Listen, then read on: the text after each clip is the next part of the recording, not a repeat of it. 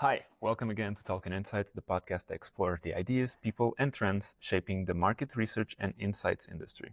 I'm your host, Antonio, and today we're heading to Singapore.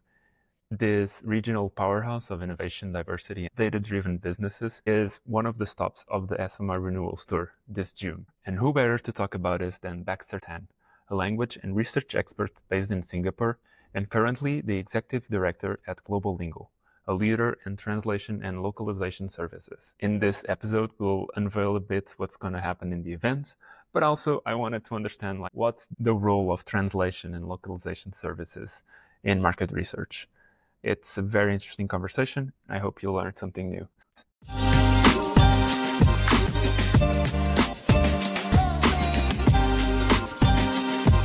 Baxter, thank you so much for being here. Welcome to the show. I wanted to start with a bit of background and ask you, how did you enter the world of research, insights? What drew you to this whole field? Ah, so I've been in the market research world for this is my 25th year, and funnily enough, I actually got into the industry by accident. So when I got the job um, from Nielsen back then in 2001, I actually thought that it was a marketing role. I didn't know about market research at all. But as I joined it, I find it's quite interesting because I get to see the data, which take me back to behind the scene on how the data help a brand to grow their business. So that's how I got into it. In short, yeah, and really fortunate that this job has taken me to many countries. Initially, I started in Malaysia, and then I got transferred to Australia, and then from Australia, it took me to Singapore, where I've been based for the last 16 years. It's interesting. You kind of have like an overview of different countries of the region. Yeah. So I was going to ask, what's the landscape of market research in specific and the insights industry in Singapore? And is it very different from, I mean, you're mentioning that you have some experience on Australia, for example. Is it very different from all those places? Yeah, there are key differences if I were to compare Australia versus Singapore and Asia in general. In Australia, I would say that the timeline for a project is usually more kind. Clients are more understanding. But when it comes to in Asia, the client wants everything done today or even yesterday. They want it as soon as possible. And price has also become more of a factor in Singapore and in Asia in general. In the last, I would say, in the last maybe 5 to 10 years, what I've personally seen is that the industry has evolved quite a fair bit. In the past, we can see that uh, the big agencies, they can be really like the sort of like the go-to for many types of research. But through technology, the market has become in a way more fragmented. I think that's good overall because that gives the end client, the research buyer, the one that's paying for the research, more options.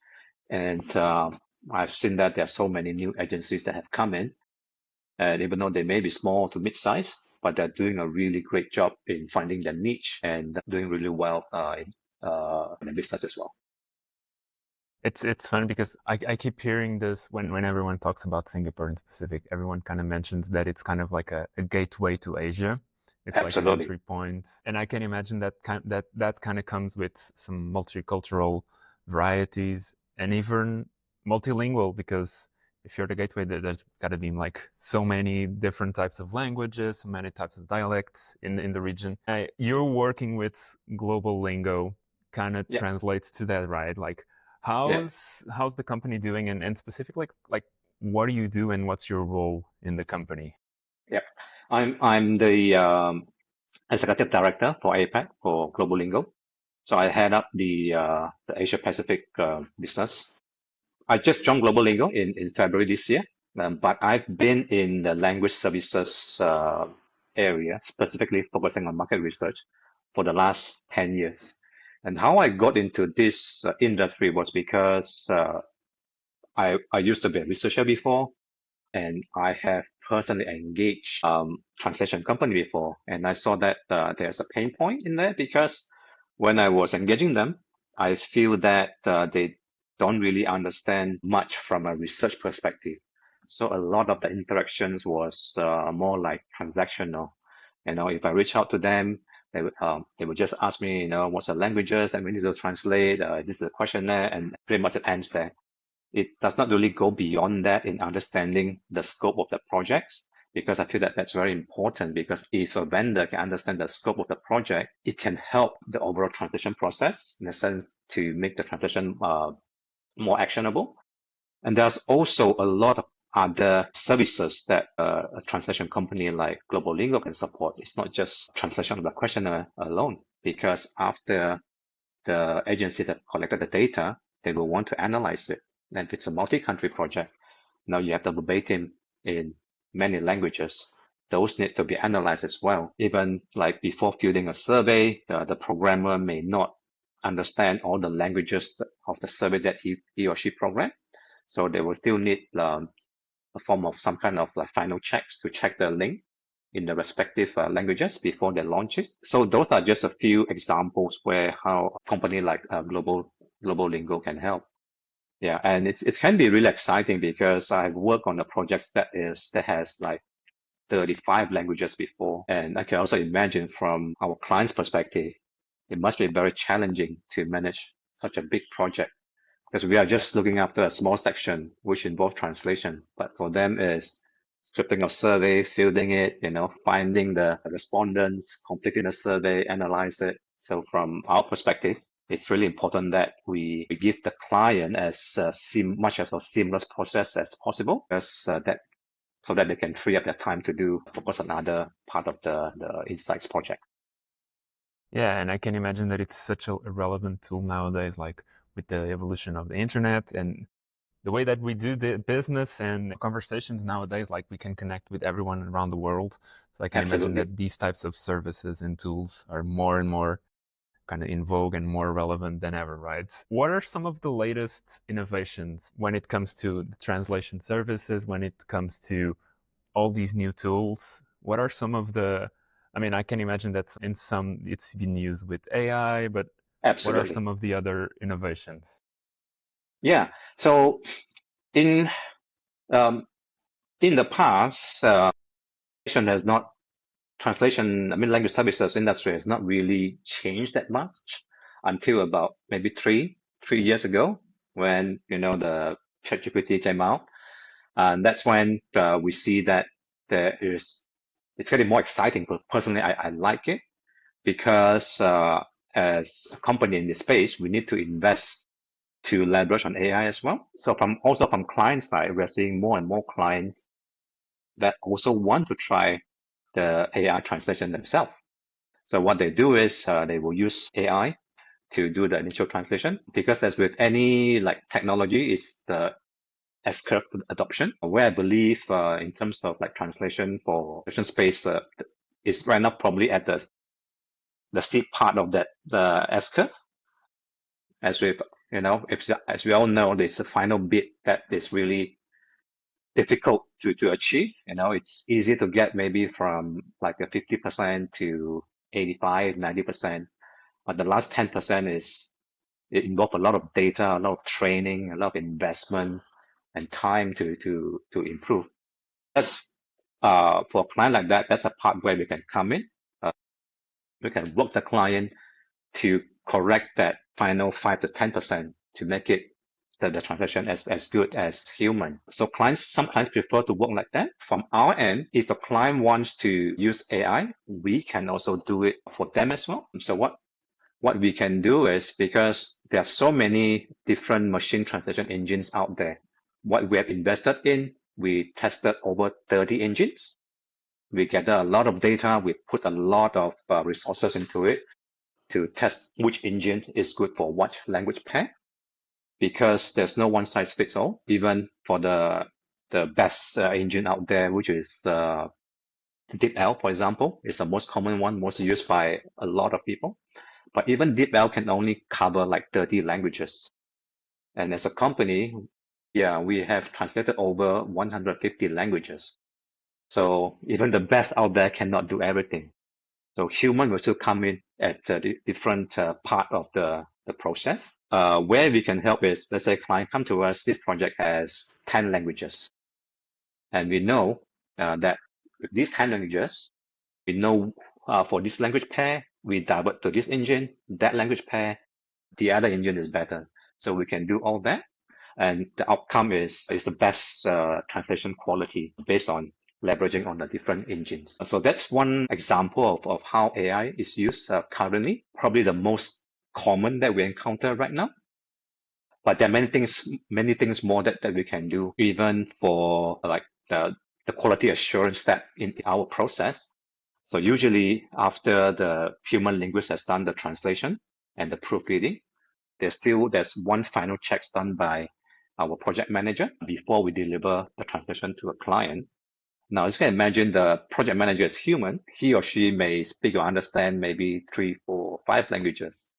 But if that project has like 20 languages, it's not possible for her to check all the 20 languages. That's when AI can help as well.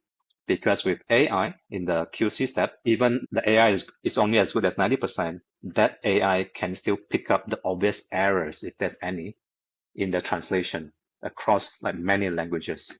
So that's another example. The other part that I quite like, which is something that we're testing as well, is leveraging AI in the qualitative research space. A focus group, for example. Now, in the past, when there's a focus group, the client will pay a lot of money to get it transcribed, either in the local language or translate back to English. And that process can take a really long time. And transcriber, will charge by the length of the video, and it can cost really a lot of money and really time consuming. Just imagine if that project has like 20 hours of recording. Yeah. The transcribers will need to listen through 20 hours of recording to transcribe Right. that. Yeah, so it would take weeks to complete a Yeah. transcript. Yeah, but It'll with make AI, everything easier for yes, sure. yeah, absolutely. With AI can come in and within minutes, it can give you the first draft. Now, the first draft may not be 100%. It can be 90%, right? If that 90% can be done in like 10 minutes, so then the human linguist can then come in to check and to verify the final 10%. So that helps to bring down the turnaround time and also cost, which eventually will benefit the end client. It's amazing what technology does these days. Like you can save so much Yeah, money and save so much time. I think yeah. There's that's the more to most that as important. well. Like in the same example in a focus group recording, some clients they said specifically they want timestamp. Let's say at the 5th minute, this is the question. The 5th minute and 34 seconds, this is the answer. Now with AI can take care of that for you. The AI can differentiate. This is a question by the moderator at this time. This is the answer by the respondents. And AI can even export the data into an Excel file. So an Excel file, you get very nicely arranged, nicely laid out.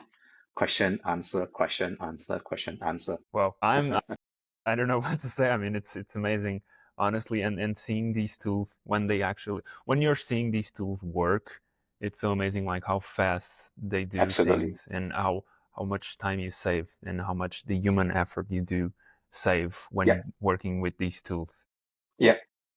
A couple of months ago, I was at this conference and I didn't know the language that was being spoken, but they have like Hmm. these types of translation tools, and you can like hear instantly what they were doing, and it was Yeah. AI based, and it was Yeah. amazing. I was mind blown by the efficiency of it and how really it seemed like the voice seemed didn't seem like a robot. I was like, this is Absolutely. amazing. Yeah. Yeah. It's a great way Sometimes, to yeah, connect. really you can't tell whether it generated that voice translation. It's getting so good now for some of the languages that you can't differentiate whether it's a human or it's an AI. Yeah. And that this kind of leads me to the event that you're organizing in Hmm. Singapore. Yep. SMR is doing this Renewals Tour, and Yep. one of the stops is in Singapore, June Absolutely. 19. Yep. What can you tell me about this event? I know there's at least two presentations, right? Yeah. Marilyn Chu and MC Lay. I can imagine there's some translation service happening there. Tell me everything about the event.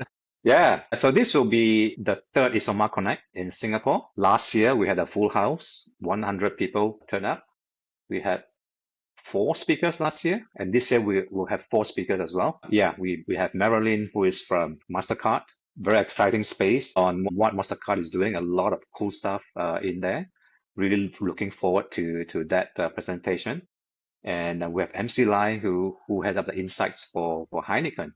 It's also another interesting space. In addition, we also have 2 or even maybe even 3 other speakers that will be presenting. So it's a good mix of uh, an example from the client side and also from agency side. All these projects, that the beauty about the type of research that we see here in Singapore, because Singapore is like a regional hub for many businesses, like MasterCard, the APAC head office is in Singapore. So naturally, the type of insights and presentations will also involve many countries, and that's something that a company like the Global Lingo have helped many companies to execute the research as well. So really looking forward to that.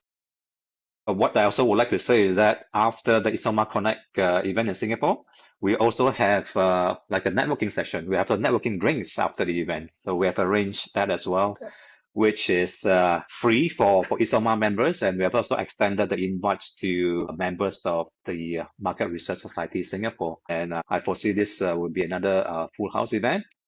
If you have been invited, if you have received the link, please register as soon as possible. It's a great opportunity for sure to understand how the market research and insights community happens to work in Singapore, but also like how these different projects work. I think it's always fascinating, these types of events where you can, they're they're not the huge events, so it's more personal. You can get more personal with the people. You can get better contacts. So it's amazing. Yeah, thanks for taking your time for doing these events and putting effort in it, because I think it's very important for the community. I have one final question for you, and it's these types of events, they're not Mhm. only for like the insights community, but also for the newcomers, for the Yes. students, for everyone that's joining recently the insights industry. If you could give like one piece of advice to the newcomers, to the new researchers about cultural language, market research in general, what would that advice be? I would say this reminds me a few years ago, I volunteered to be sort of like the representative for the market research industry. There was a road show in one of the university here in Singapore. So because we wanted to attract like new talents into the industry, and I get asked a lot of questions, but the most common question that I get asked was, can they make a good living working in the market research industry? Very direct, very forward, very like, yeah, top of mind type of question. I can also understand why, because many people have read that in Singapore is can be one of the most expensive place to live, but that's purely because of the prices of cars and apartment or house. Personally, I can say that it is a great industry to come in because there are a lot of opportunities available in Singapore. Um, the if you were to pick, one country, maybe not one country, I would say top 3 countries to work in the market research industry, I would say Singapore would be in the top 3 in Asia, and that's because, as we have said earlier, Singapore is the regional hub for many clients. So naturally, the industry here for market research industry is big for APAC. So there's also a lot of like really good and exciting opportunities in this space. And there's also a lot of like market research agencies that maybe they started in Europe or in the US. They want to expand into Asia. Most of the time, they will choose Singapore as the APAC hub. So when they choose Singapore as an APAC hub, there's a lot of opportunities, and if you can do well to help the agencies to build a business and to build a foothold in APAC, I think it can be a really, really good.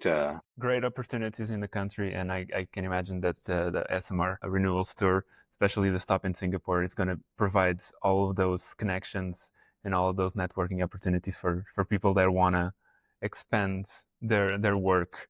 Baxter, Absolutely. thank you so much for your time. Thanks so much again for putting effort in this event. And I'll link everything. Everything is in the description of this episode. Again, thank you so much for being here. It's been a pleasure. Great to talk. Thanks, Antonio. Next week, we're going to Vietnam, where we'll explore yet another stop of this tour. Don't forget to like and subscribe, and I'll see you next week. Bye.